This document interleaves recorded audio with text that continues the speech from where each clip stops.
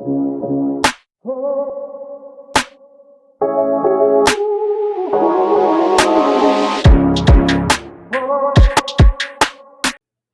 everybody, it's Jax again from my Popcorn Review Podcast. Today's gonna be my episode 80. It's gonna be about two movies this time, both starring Dave Bautista. One is The Trap House. This movie is actually pretty crazy. It was kind of like a DEA agents or a SWAT team going against the cartel because they were a town in Texas very close to the border. To the point people could actually stand on the border and snipe people from the Mexican side onto the United States side. That was pretty crazy.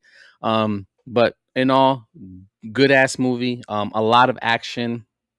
Um, it was a small town on the United States border in Texas, and this group, I would say, of SWAT team or DEA agents, like I mentioned, they were all family and friends, if anything, and all their kids hung out in high school as well. So that's a big part of that story.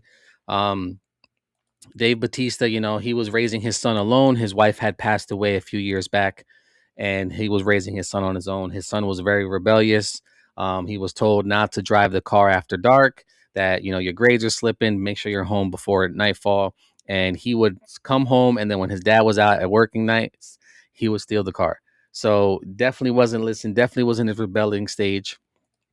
But this movie actually, how it starts off, like I mentioned, a sniper takes out one of the kids' parents, and because of the loss of their parent, the family wouldn't pay, or the government, or that, at least that agency, wouldn't pay for certain things for that individual. So that child and the mom actually had to leave town and go, I think it was to like San Diego, to move in with family because they couldn't afford to live where they were anymore. Well, the kids get a bright idea to rob local trap houses. The kids of those DEA agents or SWAT team agents decide to rob local trap houses. And because of the connections their families have, they have tear gas, they have pepper spray, they have rubber bullets and shotguns, they have night vision goggles. So pretty much anything that you would use that's non-lethal, they had it almost as if they were in a video game because their parents were well connected, well established in the force. Well, they rob about three different trap houses, and then their parents are the one investigating that. They're like, "Oh yeah, these got to be rookies because they're doing things that no one else would do." They don't even know whose houses these belong to. But at the same time, the cartel was already investigating who this group, this DE agent group, was. So they infiltrated the kids' circle of friends with a child, with another 16, 17-year-old child. Well, long story short, they robbed three trap houses. They also steal like an armored car that has money in it.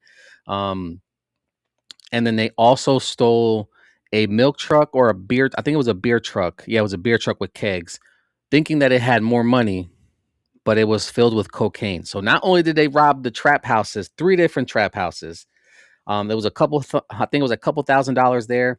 But then when they stole the van that had the armed security, it was over. I think it was over $200,000 they stole from there. So they pretended like someone did a GoFundMe for their friend and sent money to their friend and their family. Because of that child who lost their father was moving back into town with their mother because now they're able to afford their lifestyle again. That was nice. They were doing something right by their friend, but they got greedy. That last time that they were trying to steal money again ended up being the cartel's drugs. Well, like I mentioned, the cartel was also trying to infiltrate that family. They put a child, a 16-year-old girl, 16, 17-year-old girl into that group. Um, just so happens that Batista's son likes this girl, so he invites the girl and the mother over, not knowing that she's the cartel's like granddaughter, and her mother is the cartel's daughter. So it was really crazy how everything intertwined. But you kind of saw that going that way. Why are they showing the kids so much if someone wasn't at the school already trying to infiltrate the kids? Um, but crazy movie.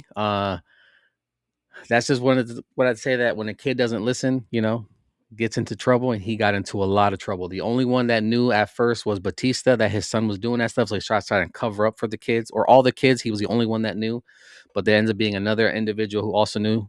Um, They were still trying to cover for the kids. They pushed all the blame on the cartel, so the cartel kind of took all the blame. Uh, but it's pretty crazy what their kids would do because they had the training from their parents. The parents showed them how to use guns, showed them how to use the night vision goggles, showed them how to use pepper spray, showed them how to use the gas mask. So they were prepared for all this shit. Yes, they were using non-lethal, rubber bullets in the shotgun, but theoretically, these kids could have lost their lives because they were fucking around with the cartel. The cartel would shoot first, ask questions later, and that's what they would, or they would have captured these kids and then tortured them. Um, Long story short, this movie I would say is about a 7.5. Um, it was open ended at the end. The cartel's leader's granddaughter, the mother died, the uncle died, and then she actually suffocates her own grandfather, and then she becomes the head of the cartel at 16, 17 years old. So that's pretty crazy. She told the grandfather it's not a way to live, takes a pillow, suffocates him, and now she's in charge. At the end of the movie, the kids are all hanging out. They go meet up with the one friend who moved back into town after they gave the money, the drug money or the cartel money to that family. They move back into town, and who's watching them or surveilling them? That same girl who was trying to infiltrate them the first time. So she's still keeping her eye on them. The way I said is going to possibly open ended. It's going to be another movie. If I'm not mistaken, Dave Bautista produced or directed this movie. I feel like Dave Bautista, like if I didn't mention it already, I'm gonna say is probably one of the better wrestlers who become actors. Like he said, he always doesn't play the same part twice. He tries to play different things. And I don't think I've ever seen a role that I didn't like of Batista, to be honest with you. He's done Disney movies, he's done Marvel movies, he's doing action movies, he's doing comedies, he's doing dramas. He's always picking something different. And if I'm not mistaken, I know for sure the Wrecking Crew he helped produce with Momoa. If I think he did the Trap House as well. But there's a couple few actors in here too. There's Sophia Lillis, there's Whitney Peak, and then there's Bobby Cannavale in there as well. So there's a lot of people in this movie that people have seen in other movies as well. Again, 7.5.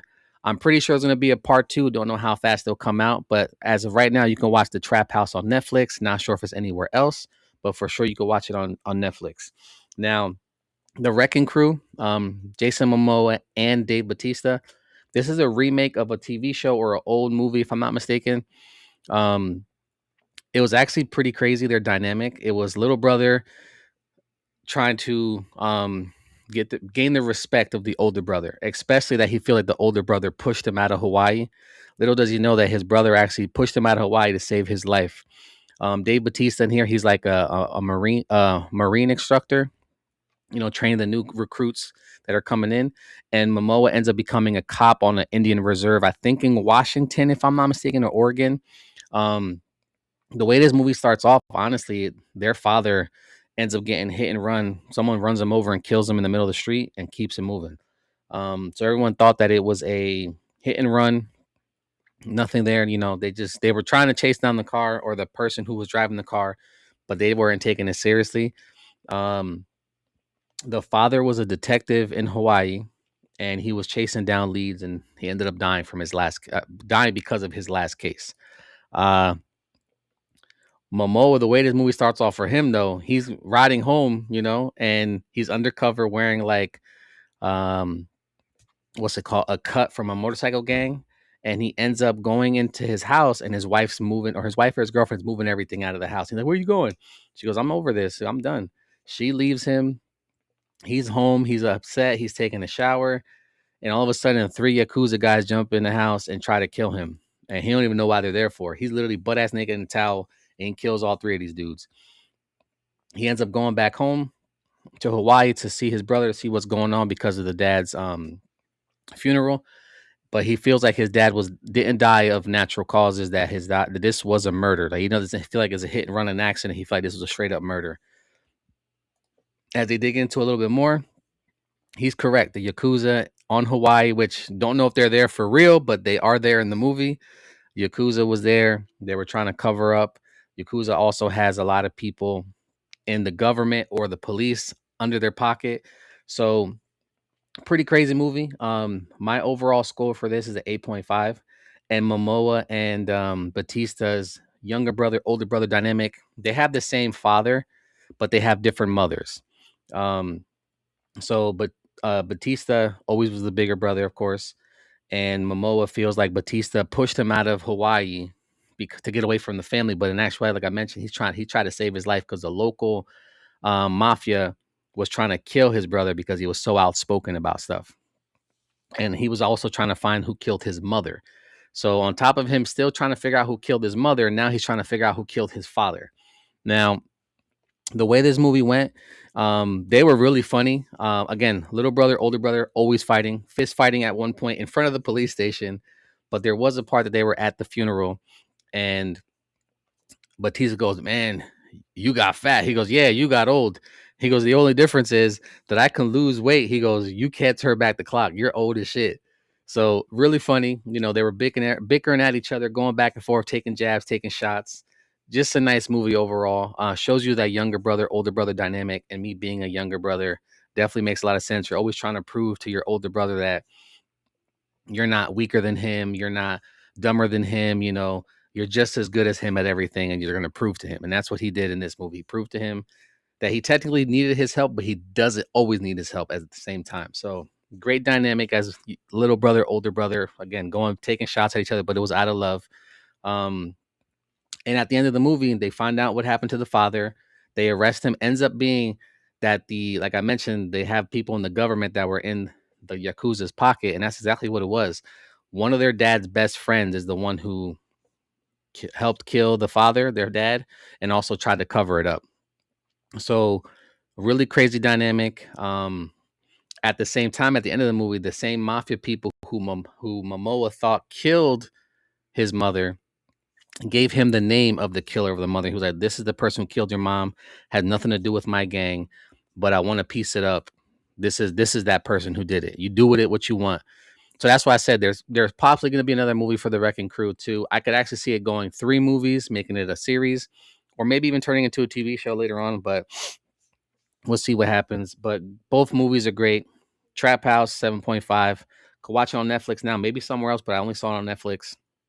The Wrecking Crew was on Amazon Prime, 8.5. Both great movies, both showing Batista. Jason Momoa and the Wrecking Crew, great actor as well.